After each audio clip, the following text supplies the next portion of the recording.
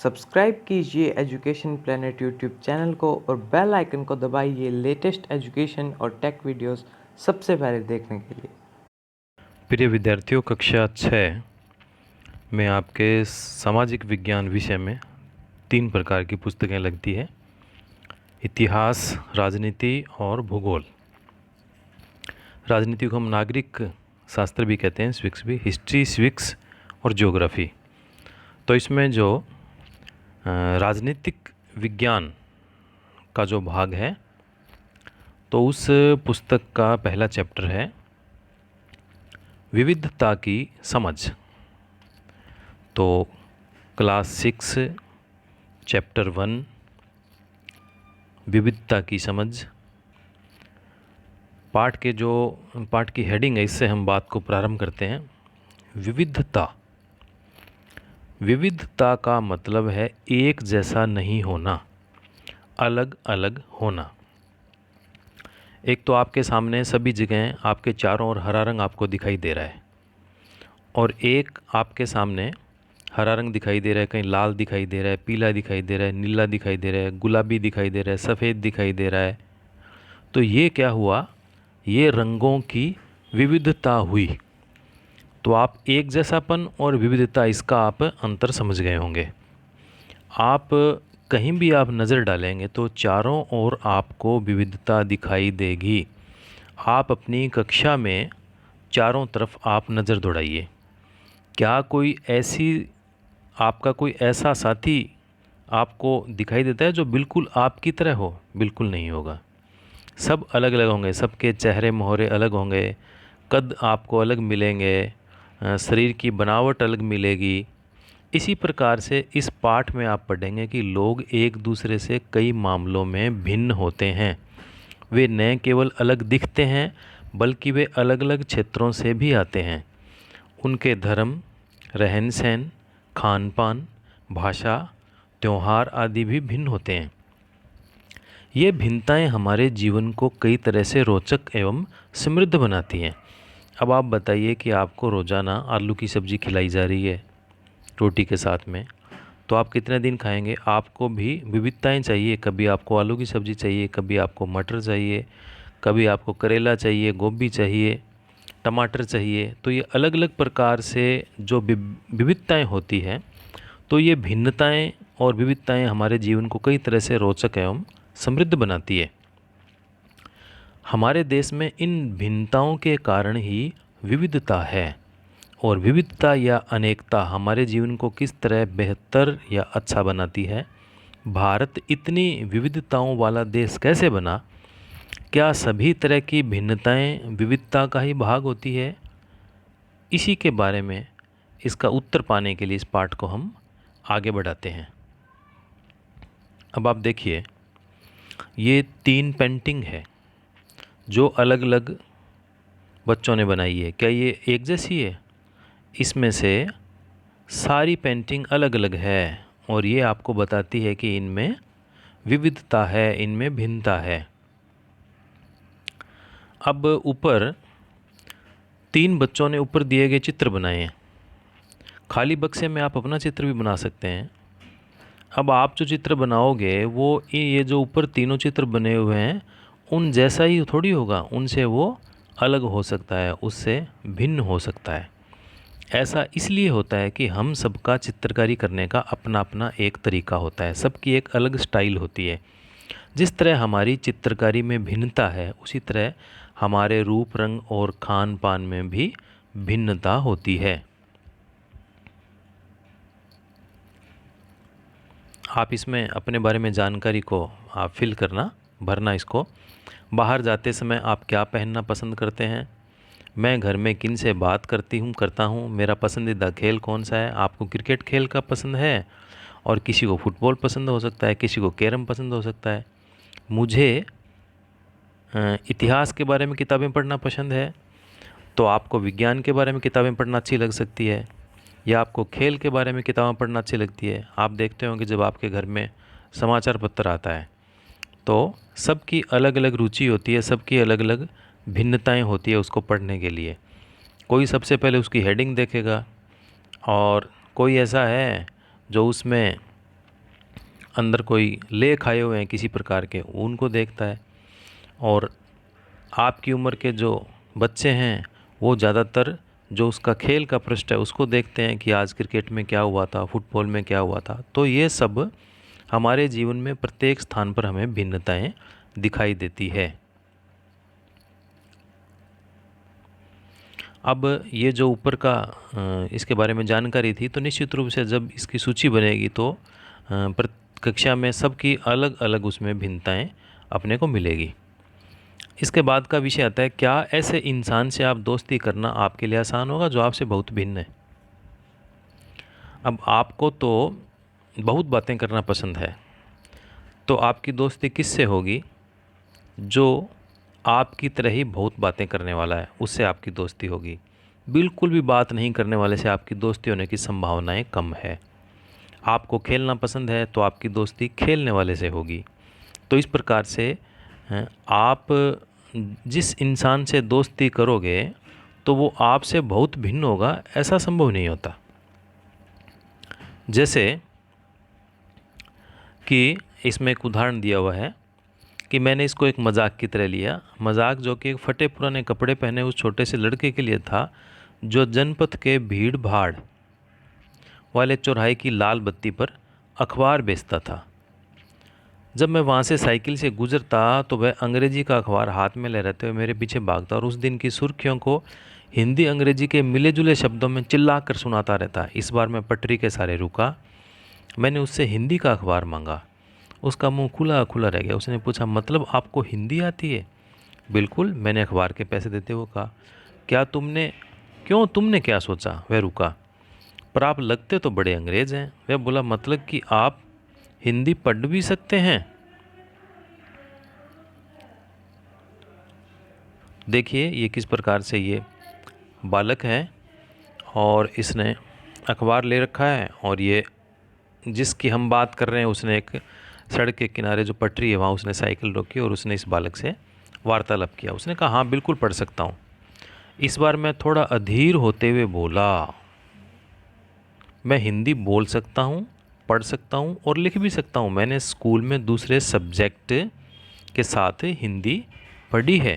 ये उसने क्यों इस प्रकार का आश्चर्य किया? क्योंकि वो दिखने में अंग्रेज़ की तरह था। उसको लगा कि उसको हिंदी नहीं आती। सब्जेक्ट? उसने पूछा। अब जो कभी स्कूल ही नहीं गया उसको मैं क्या समझाता कि सब्जेक्ट क्या होता है। वह कुछ होता है, ऐसा कह के उसने विषय को शुरू किया ही था कि वह बत्ती हरी हो गई और मेरे पीछे गाड़ियों के हॉर्न का शोर 100 गुना बढ़ गया। मैंने भी अपने आप को ट्रैफिक के साथ आगे बढ़ने दिया। अगले दिन वह फिर से वहाँ पर था। वह मुस्कुरा रहा था और मेरी तरफ हिंदी का अखबार बढ़ाते हुए उसने कहा, भैया आपका अखबार, अब बताइए सब्जेक्ट क्या चीज़ है। अंग्रेजी का यह शब्द उसकी ज़बान पर अजीब लग रहा था। ऐसा लगा मानो अंग्रेजी में सब्जेक्ट शब्द का जो दूसरा अर्थ है प्रजा, उस अर्थ में वह उसका प्रयोग कर रहा है। ओहो, यह कुछ पढ़ाई लिखाई से संबंधित है, मैंने कहा। उसके बाद चूँकि लाल बत्ती हो गई थी सो मैंने पूछा, तुम कभी स्कूल गए थे? इस प्रकार से बातचीत उससे की। उसने जवाब दिया। फिर बात बढ़ाते उसने गर्व से कहा, मैं जब इतना ऊंचा था तभी से मैंने ये काम करना शुरू कर दिया था। उसने मेरी साइकिल की गद्दी के बराबर अपने आप को नापा। पहले मेरी माँ मेरे साथ आती थी, लेकिन अब मैं अकेले ही घर पर ये काम कर लेता हूँ। अभी तुम्हारी माँ कहाँ है? मैंने पूछा। पर तब तक बत्ती हरी हो गई थी और मैं चल पड़ा। मैंने उसे अपने पीछे कहीं से चिल्लाते हुए सुना, वह मेरठ में है, और उसके साथ बाकी ट्रैफिक के शोरगुल में डूब गया। मेरा नाम समीर है, उसने अगले दिन कहा और बड़े शर्माते हुए उसने मेरा नाम पूछा। आपका नाम? यह तो बड़े आश्चर्य की बात थी। मेरी साइकिल डगमगाई। मेरा नाम भी समीर है, मैंने बताया। क्या? उसकी आंखें एकदम से चमक उठी। हाँ, मैंने मुस्कुराते हुए कहा। तुम्हें पता है समीर का अर्थ है हवा, पवन, और पवन पुत्र कौन है जानते हो ना? हनुमान। तो अब से आप समीर 1 और मैं समीर 2। उसने खूब खुश होते हुए कहा, हाँ ठीक है, मैंने जवाब दिया और अपना हाथ आगे बढ़ाया। हाथ मिलाओ समीर 2। उसका छोटा सा हाथ मेरे हाथ में एक नन्ही चिड़िया की तरह समा गया। मैं साइकिल चलाकर आगे बढ़ चुका था। वह उसके हाथ की गर्माहट अब भी महसूस कर रहा था। अगले दिन उसके चेहरे पर उसकी चिर परिचित मुस्कान नहीं थी। मेरठ में बड़ी गड़बड़ हो गई। उसने कहा वहाँ दंगों में बहुत से लोग मारे गए। मैंने मुख्य अखबार की सुर्खियों की तरफ देखा। बड़े बड़े अक्षरों में लिखा था सांप्रदायिक दंगे। लेकिन समीर, मैंने शुरू ही किया था, मैं मुस्लिम समीर हूँ, वह बोल पड़ा। और मेरे सभी लोग मेरठ में हैं। उसकी आंखें भर आई। जब मैंने उसे कंधे पर हाथ रखा, उसने नज़र ऊपर नहीं उठाई। समीर 1 और समीर 2 में कोई 3 अंतर लिखिए। क्या ये अंतर उन्हें दोस्त बनने से रोक पाए? अब दोनों में अंतर था। नंबर 1 बात, एक मुस्लिम था, एक हिंदू था। दूसरा, एक गरीब था, एक अमीर था। एक छोटा था उम्र में, एक बड़ा था। तो ये उसमें 3 अंतर है। ये अंतरों की वजह से हो सकता है उनकी दोस्ती नहीं हुई। अगले दिन वह चौराहे पर नहीं था, न उसके अगले दिन वह दिखा और न आगे फिर कभी। अंग्रेजी या हिंदी या कोई अखबार मुझे नहीं बता सकता कि मेरा समीर 2 आखिर कहाँ गया। जहाँ समीर 1 को अंग्रेजी ज़्यादा अच्छी आती है, वहीं समीर 2 हिंदी बोलता है। हालांकि दोनों की भाषाएं अलग है, फिर भी दोनों एक दूसरे से बात कर पाए। उन्होंने इसके लिए प्रयास किया क्योंकि उनके लिए बात करना महत्वपूर्ण था। समीर 1 और समीर 2 की धार्मिक और सांस्कृतिक पृष्ठभूमियाँ अलग है। जहाँ समीर 1 हिंदू है, वहीं समीर 2 मुसलमान है। दोनों में दोस्ती हुई क्योंकि दोनों दोस्ती करना चाहते थे। खान पान, पहनावा, धर्म, भाषा आदि की ये भिन्नताएं विविधता के पहलू है। अपनी विविध धार्मिक और सांस्कृतिक पृष्ठभूमियों के अलावा समीर 1 और समीर 2 अन्य मामलों में भी एक दूसरे से अलग थे। उदाहरण के लिए समीर 1 ने स्कूल में पढ़ाई की थी, जबकि समीर 2 अखबार बेचता था। समीर 2 को स्कूल जाने का मौका ही मिला ही नहीं। और आपने संभवतः अपने इलाके में ऐसे कई लोगों को देखा होगा जो गरीब है और जिनकी भोजन, घर और कपड़े की ज़रूरत भी पूरी नहीं हो पाती। यह फ़र्क उस फ़र्क से अलग है जिसके बारे में मैंने पहले पढ़ा। यह विविधता का रूप नहीं है, बल्कि गैर बराबरी का रूप है। गैर बराबरी का मतलब होता है कुछ लोगों के पास अवसर नहीं है, न उनके पास ज़मीन है, पैसे जैसे संसाधन जो दूसरों के पास है। इसलिए गरीबी और अमीरी विविधता का रूप नहीं है, यह लोगों के बीच मौजूद असमानता यानी गैर बराबरी है। इसी के साथ में जाति व्यवस्था असमानता का एक और उदाहरण है। इस व्यवस्था में समाज को अलग अलग समूह में बांटा गया है और इस बंटवारे का आधार था कि लोग किस किस तरह का काम करते हैं। लोग जिस जाति में पैदा होते हैं वे उसे बदल नहीं सकते। उदाहरण के लिए, अगर आप कुम्हार के घर में पैदा हो गए तो आपकी जाति कुम्हार हो गई। यदि कोई सुनार के घर में पैदा हो गया तो उसकी जाति सुनार हो गई। कोई लुहार के घर में पैदा हो गया, उसकी जाति लुहार हो गई। कोई ब्राह्मण के घर में पैदा हो गया, उसकी जाति ब्राह्मण हो गई। कोई यदि व्यापारी या कोई वैश्य के घर में पैदा हो गया तो उसकी जाति व्यापारी या वैश्य हो गई। तो आप बस वही बन सकते हैं, कोई व्यक्ति जाति से जुड़ा अपना पेशा भी नहीं बदल सकता था। इसलिए उस ज्ञान के अलावा किसी अन्य ज्ञान को हासिल करना ज़रूरी नहीं समझा जाता था। इससे गैर बराबरी पैदा हुई। और विविधता हमारे जीवन को कैसे समृद्ध करती है। जैसे समीर 1 और समीर 2 दोस्त बने, ठीक वैसे ही आपकी भी सहेलियां होगी, आपके मित्र होंगे जो आपसे बहुत अलग होंगे। आपने शायद उनके घर में अलग तरह का खाना खाया होगा, उनके साथ अलग त्यौहार मनाए होंगे, उनके कपड़े पहनकर भी देखे होंगे। थोड़ी बहुत उनकी भाषा भी आपने सीखी होगी। आपको शायद तरह तरह के जानवरों, रानियों, साहसिक घटनाओं या भूतों की कहानियाँ पसंद होगी। संभव है कि आपको स्वयं भी कहानी बनाना पसंद होगा। एक अच्छी कहानी पढ़ने से ज़्यादा हमेशा खुशी मिलती है। उसको पढ़कर और ज़्यादा कहानियाँ बनाने के लिए नए नए विचार मिलते हैं। जो लोग कहानियाँ लिखते हैं वे विभिन्न स्रोतों, किताबों, वास्तविक जीवन और कल्पना से प्रेरणा लेते हैं। कुछ लोग जंगल में जानवरों के नज़दीक रहे, उन्होंने जानवरों की दोस्ती व लड़ाइयों के बारे में कहानियाँ लिखी। कुछ अन्य लोगों ने राजा रानियों के वृत्तांत पढ़कर प्यार और सम्मान के किस्से लिखे। कुछ ने अपने बचपन की यादों के में गोते लगाए। स्कूल और दोस्तों की मधुर यादों से निकालकर कुछ साहस की कहानियाँ लिखी।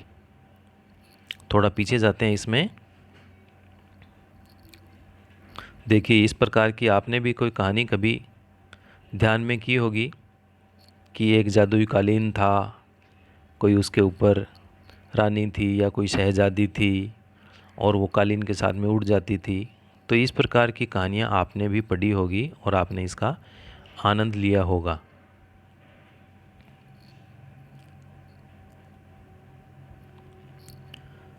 कल्पना कीजिए कि जिनकी कहानी आपने सुनी या पढ़ी है, उन सभी कहानीकारों या कहानी सुनाने वालों को ऐसी जगह पर रहना पड़े जहाँ लोग केवल दो ही रंग के कपड़े पहनते हों, लाल और सफ़ेद। एक तरह का खाना खाते हों, शायद आलू खाते हों। समान रूप से केवल दो पशु पक्षी को पालते हों, उदाहरण के लिए हिरन और कौवा। और केवल सांप सीढ़ी खेल से अपना मनोरंजन करते हो। ऐसी जगह रहकर वे कैसी कहानियाँ लिख पाएंगे? निश्चित रूप से कहानियाँ लिख नहीं पाएंगे, विविधताएं उनके मन में नहीं आएगी। अब भारत में विविधता, भारत विविधताओं का एक देश है। हम विभिन्न भाषाएं बोलते हैं। आप अगर दक्षिण भारत में जाएंगे तो आपको भाषाएं ऐसी मिलेगी कि उत्तर भारत में जो रहने वाले उनके समझ में भी नहीं आए। केरल में आपको मलयालम मिलेगी, तमिलनाडु में आपको तमिल भाषा मिलेगी, कहीं कन्नड़ मिलेगी, कहीं मराठी मिलेगी, कहीं उड़िया मिलेगी, बांग्ला मिलेगी। भारत में बहुत सी भाषाएं हैं और विभिन्न प्रकार का खाना खाते हैं, अलग अलग त्यौहार मनाते हैं। दक्षिण भारत में पोंगल का त्यौहार मनाते हैं, ओणम का त्यौहार मनाते हैं, उत्तर भारत में नहीं मनाते। उत्तर भारत में लोहड़ी मनाते हैं, दक्षिण भारत में उसको नहीं जानते। और भिन्न भिन्न धर्मों का पालन करते हैं, लेकिन गहराई से सोचें तो वास्तव में हम एक ही तरह की चीज़ें करते हैं, केवल हमारे करने के तरीके अलग अलग हैं।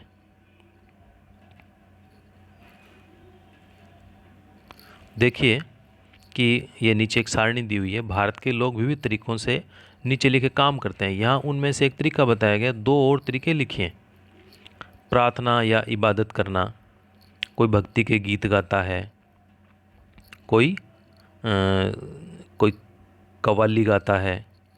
शादी करना, अब शादी करने के तरीके हैं। एक तो अदालत के रजिस्टर में दस्तखत करते हैं, जो मुस्लिम धर्म को मानने वाले निकाह करते हैं। और हिंदुओं में शादी होती है, पंडित शादी करवाता है, फेरे लगाए जाते हैं। विभिन्न प्रकार के कपड़े पहनना, कोई पैंट शर्ट पहनता है। मणिपुर में औरतों का फनेक पहना जाता है। राजस्थान में घाघरा पहना जाता है। अलग अलग प्रकार के अलग अलग इसमें ड्रेसें हैं। अभिवादन करने का तरीका है, कई लोग एक दूसरे का हाथ मिलाते हैं, कहीं उसको नमस्ते करते हैं। चावल पकाना, अब चावल सीधा नमकीन बनाया जाता है, मीठा बनाया जाता है, कई उसमें मांस इत्यादि डालकर भी चावल बना लेते हैं। तो ये सब विविधताएं हैं। हम विविधता को कैसे समझें? करीब 200-225 वर्ष पहले, जब रेल, हवाई जहाज़, बस और कार हमारे जीवन का हिस्सा नहीं थे, ये यातायात के साधन थे ही नहीं, बैल, घोड़ा गाड़ी ये साधन थे, बस और कार हमारे जीवन का हिस्सा नहीं थे, तब भी लोग संसार के एक भाग से दूसरे भाग की यात्रा करते थे। वे पानी के जहाज़ में, घोड़ों या ऊंट पर बैठ कर जाते थे या फिर पैदल चलकर जाते थे। अक्सर ये यात्राएं खेती और बसने के लिए, नई ज़मीन की तलाश में या फिर व्यापार के लिए की जाती थी। चूँकि यात्रा में बहुत समय लगता था, इसलिए लोग नई जगह पर अक्सर काफ़ी लंबे समय तक ठहर जाते थे। इसके अलावा सूखे और अकाल के कारण भी कई बार लोग अपना घर बार छोड़ देते थे। उन्हें जब पेट भर खाना तक नहीं मिलता था तो वे नई जगह पर जाकर रहने लग जाते थे। कुछ लोग काम की तलाश में और कुछ युद्ध के कारण घर छोड़ देते थे। लोग जब नई जगह में बसना शुरू करते तो उनके रहन सहन में थोड़ा बदलाव आ जाता था। कुछ चीज़ें वे नई जगह की अपना लेते और कुछ चीज़ों में वे पुराने ढर्रे पर ही चलते रहते थे। इस तरह उनकी भाषा, भोजन, संगीत, धर्म आदि में नए और पुराने का मिश्रण होता रहता था। उनकी संस्कृति और नई जगह की संस्कृति में आदान प्रदान होता रहता था। कुछ वो उनको देते, कुछ वहाँ से सीखते, और धीरे धीरे एक मिश्रित यानी मिली जुली संस्कृति उभरने लग जाती थी। अलग अलग क्षेत्रों का इतिहास यदि हम देखेंगे तो हमें पता लगे कि किस तरह विभिन्न सांस्कृतिक प्रभावों ने वहाँ के जीवन और संस्कृति को आकार देने में योगदान किया है। इस तरह से कई क्षेत्र अपने विशिष्ट इतिहास के कारण विविधता संपन्न हो जाते थे। ठीक इसी प्रकार लोग अलग अलग तरह की भौगोलिक स्थितियों से किस प्रकार सामंजस्य बैठाते थे, उसमें भी विविधता उत्पन्न होती है। उदाहरण के लिए समुद्र के पास रहने में और पहाड़ी इलाके में रहने के में बड़ा फ़र्क होता है। न केवल वहाँ के लोगों के कपड़ों और खान पान की आदतों में फ़र्क होगा, बल्कि जिस तरह का काम वे करेंगे वे भी अलग अलग होंगे। शहर में वे अक्सर लोग ये भूल जाते हैं कि उनका जीवन और उनकी भौतिक वातावरण से किस तरह गहराई से जुड़ा हुआ है। ऐसा इसलिए कि शहरों में लोग विरले ही अपनी सब्जी या अनाज उगाते हैं, वे इन चीज़ों के लिए बाजार भर ही निर्भर रहते हैं। अब भारत के दो भाग की बात करते हैं, लद्दाख और केरल। केरल का जो भाग है वो समुद्र के पास स्थित है, हरा भरा है। लद्दाख उत्तरी भारत में बिल्कुल एक सूखा ठंडा इलाका है। अब दोनों के एक उदाहरण के साथ समझते हैं कि किसी क्षेत्र की विविधता पर उसके ऐतिहासिक और भौगोलिक कारकों का क्या असर पड़ता है। आप भारत के मानचित्र में आप उन दृश्यों को भी देखना। आप केरल का दृश्य है, आप देखिए क्या शानदार दृश्य आपको दिखाई दे रहा है। यह लद्दाख का क्षेत्र है। आपको क्या क्या दिखाई दे रहा है? पहाड़, हरियाली आपको नहीं दिखाई दे रही, लगभग सूखे पहाड़ आपको दिखाई दे रहे हैं। अब ऊंचे पहाड़ों वाला रेगिस्तानी इलाका है। लद्दाख जम्मू और कश्मीर के पूर्व में पहाड़ियों में बसा एक रेगिस्तानी इलाका है। रेगिस्तान का मतलब ये नहीं कि रेत है वहाँ पर, लेकिन पहाड़ी इलाका है, सूखा है, वहाँ कुछ होता नहीं है, हरियाली नहीं है। यहाँ पर बहुत ही कम खेती संभव है क्योंकि इस क्षेत्र में बारिश बिल्कुल नहीं होती और ये इलाका हर वर्ष काफ़ी लंबे समय तक बर्फ़ से ढका रहता है। इस क्षेत्र में बहुत ही कम पेड़ उग पाते हैं। पीने के लिए पानी के लिए लोग गर्मी के महीनों में पिघलने वाली बर्फ़ पर निर्भर रहते हैं। यहाँ के लोग एक ख़ास किस्म की बकरी पालते हैं जिससे हमें पश्मीना नाम की एक अच्छी क्वालिटी की ऊन मिलती है। यह ऊन बहुत कीमती है, इसलिए पश्मीना शाल बहुत महंगी होती है। लद्दाख के लोग बड़ी सावधानी से इस ऊन को इकट्ठा करके कश्मीर के व्यापारियों को बेच देते हैं। मुख्यतः कश्मीर में ही पश्मीना शालें बुनी जाती है। यहाँ के लोग दूध से बने पदार्थ जैसे मक्खन, चीज़ एवं मांस खाते हैं। हर एक परिवार के पास कुछ गाय, बकरी, याक होती है। रेगिस्तान होने का मतलब ये नहीं कि व्यापारी यहाँ पर आने के लिए आकर्षित नहीं थे।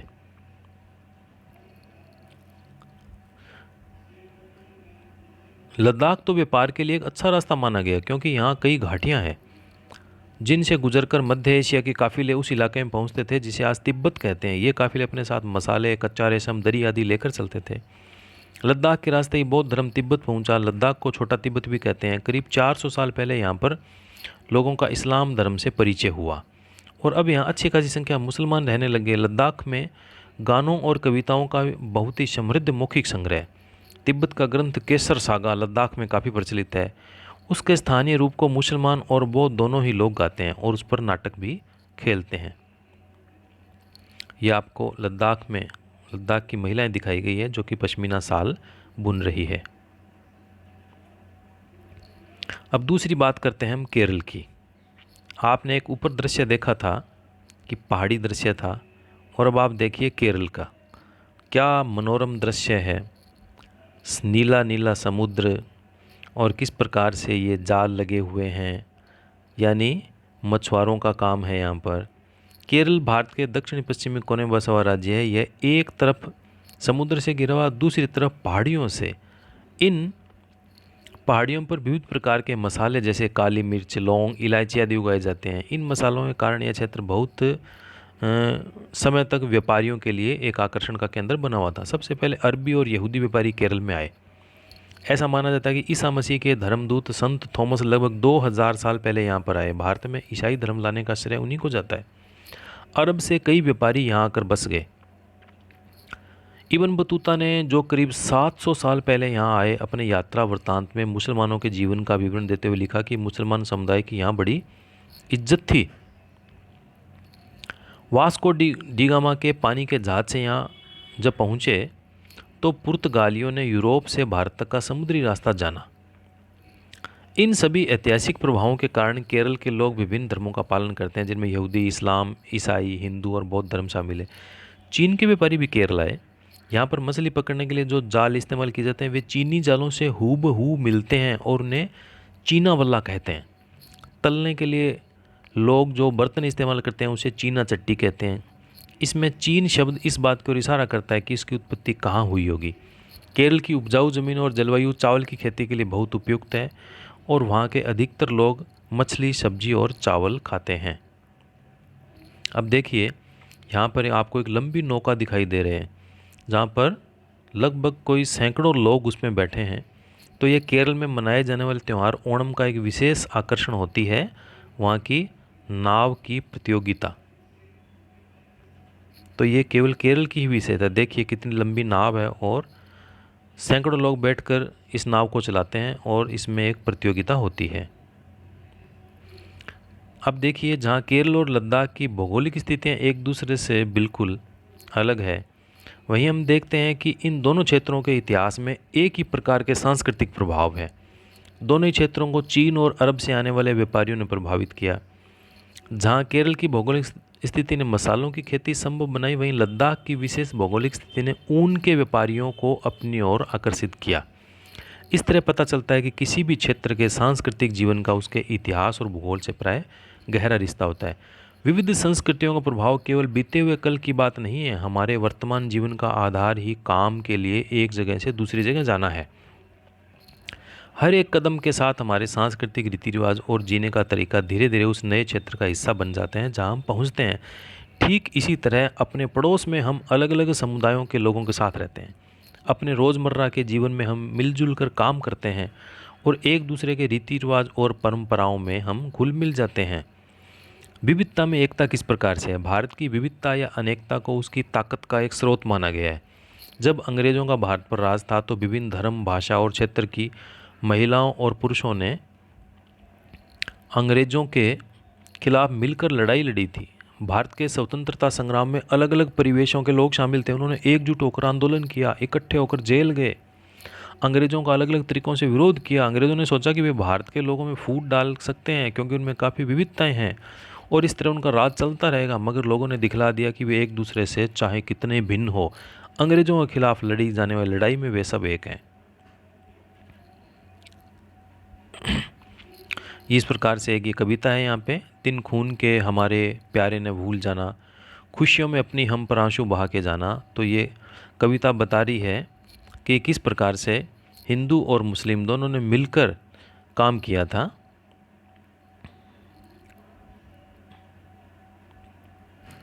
अब आप देखिए, एक ऐतिहासिक दृश्य आपके सामने है। ये स्वतंत्रता दिवस के अवसर पर भारत के प्रथम प्रधानमंत्री पंडित जवाहरलाल नेहरू भाषण दे रहे हैं। तो ये दृश्य दिखाया गया है, तिरंगा झंडा लहरा रहा है, असंख्य लोग बैठे हैं और भारत के प्रथम प्रधानमंत्री जवाहरलाल नेहरू जन समुदाय को संबोधित कर रहे हैं। ये जो ऊपर गीत था वो अमृतसर में हुए जलियांवाला बाग हत्याकांड के बाद गाया जाता था। इस हत्याकांड में एक ब्रिटिश जनरल ने उन शांति प्रिय निहत्थे लोगों पर खुलेआम गोलियां चला दी थी। जनरल डायर नाम था उसका, जो बाग में इकट्ठे होकर सभा कर रहे थे। महिला, पुरुष, हिंदू, मुसलमान और सिख, कितने सारे लोग थे जो अंग्रेज़ों की पक्षपातपूर्ण नीति का विरोध करने के लिए वहाँ इकट्ठे हुए थे। उसमें से बहुत से लोगों की जानें चली गई और उसमें से ज़्यादा घायल हुए। यह गीत उन शहीदों की याद में गाया जाता था। स्वतंत्रता संग्राम के दौरान उभरे गीत और चिन्ह विविधता के प्रति हमारा विश्वास बनाए रखते हैं। क्या आप भारतीय झंडे की कहानी जानते हैं?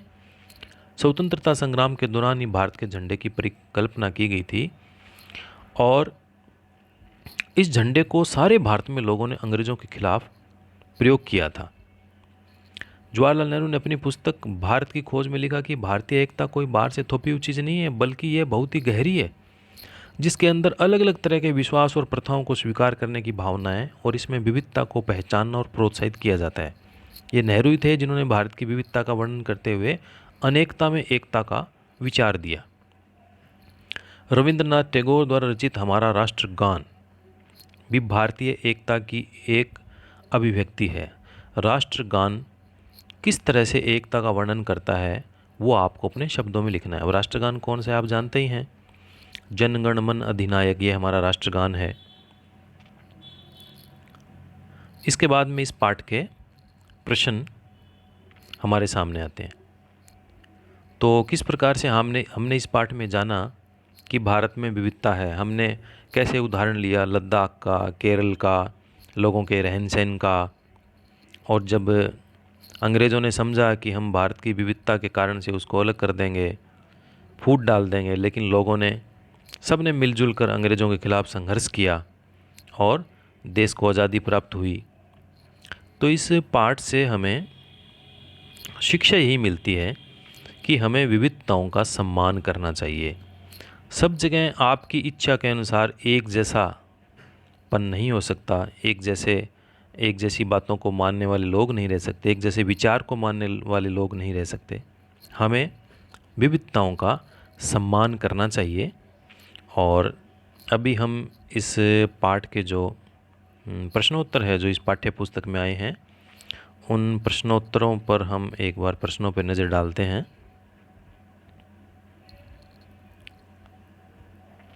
देखिए, अपने इलाके में मनाए जाने वाले विभिन्न त्योहारों की सूची बनाइए। इनमें से कौन कौन से त्यौहार सभी समुदायों द्वारा मनाए जाते हैं। आपके विचार में भारत की समृद्ध एवं विविध विरासत आपके जीवन को कैसे अच्छा बनाती है। और आपके अनुसार एकता में एकता का विचार, अनेकता में एकता का विचार भारत के लिए कैसे उपयुक्त है। भारत की खोज किताब से लिए गए इस वाक्यांश में नेहरू भारत की एकता के बारे में क्या कहना चाह रहे हैं।